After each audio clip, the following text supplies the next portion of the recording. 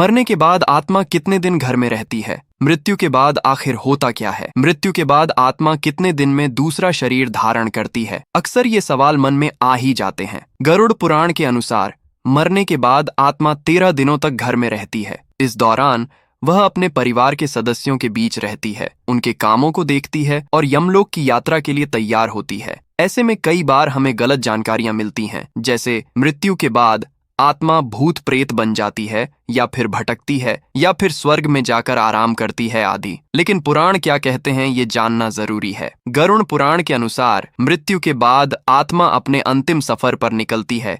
यहाँ से यह फिर से कोई नया शरीर धारण कर सकती है या फिर परमात्मा में विलीन भी हो सकती है। आत्मा के कर्मों पर उसकी आगे की जर्नी निर्भर करती है। गीता में श्री कृष्ण आत्मा के अजर, अमर और शाश्वत होने की बात कहते हैं। भगवान इस श्लोक के माध्यम से कहते हैं, नैनम छिंदन्ति शस्त्राणि नैनम दहति पावकः न चैनम क्लेदयन्त्यापो न शोषयति मारुतः। इसका अर्थ है कि आत्मा को ना तो कोई शस्त्र काट सकता है, ना आग उसे जला सकती है, ना पानी उसे भिगो सकता है और ना ही हवा उसे सुखा सकती है। इस श्लोक के अर्थ से ही साफ है कि मनुष्य की मृत्यु आत्मा की मृत्यु नहीं है।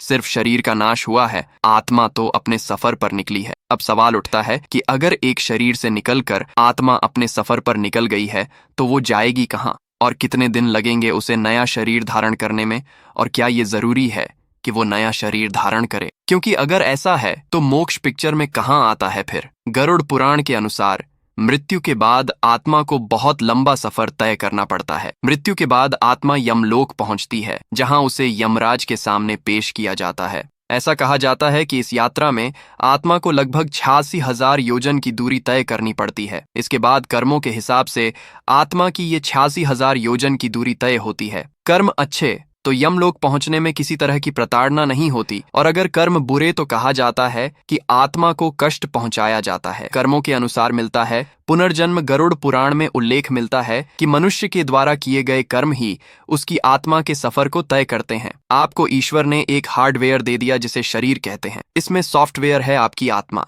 आप इस हार्डवेयर के जरिए जो भी इस सॉफ्टवेयर में फीड कर रहे हैं वही इस सॉफ्टवेयर की नियति तय करेगा। आप अच्छे कार्य कर रहे हैं तो आत्मा जन्म मृत्यु के बंधनों से मुक्त हो जाएगी। लेकिन इसमें भी कई नियम हैं, क्योंकि मनुष्य जब तक अपने पूर्व जन्मों के कर्म के बंधन से मुक्त नहीं हो जाता, मोक्ष नहीं मिलता। जिन लोगों को लगता है कि अगला जन्म ही नहीं है, वो बिना सोचे समझे, जांचे परखे कर्म किए चले जाते हैं। उन्हें पता भी होता है कि वो बुरे कर्म कर रहे हैं, तब भी वह इसे जारी रखते हैं। ऐसे ही लोगों का पुनर्जन्म होता है और उनकी आत्मा फिर से पृथ्वी लोक पर मनुष्य के रूप में जन्म लेकर उन बुरे कर्मों का फल भुगतती है। इसका सबसे बड़ा उदाहरण आपको उन लोगों की जिंदगी में देखने को मिलेगा जो कुछ गलत काम नहीं करते, कोई बुरी आदत नहीं है, हमेशा लोगों को भला करते हैं, लेकिन उनके जीवन से कष्ट कभी कम नहीं होते। ये उन लोगों के पूर्व जन्मों के कर्म होते हैं जो उन्हें इस जीवन में भुगतने होते हैं। यह कर्म जो वो इस जीवन में कर रहे होते हैं, ये इनके संचित कर्म बन जाते हैं, जिनका फल इन्हें इस जन्म के बाद मिलता है। हाँ, कई बार ईश्वरीय कृपा इन कर्म फलों को बदल देती है, लेकिन ईश्वर की कृपा भी सबको नहीं मिलती।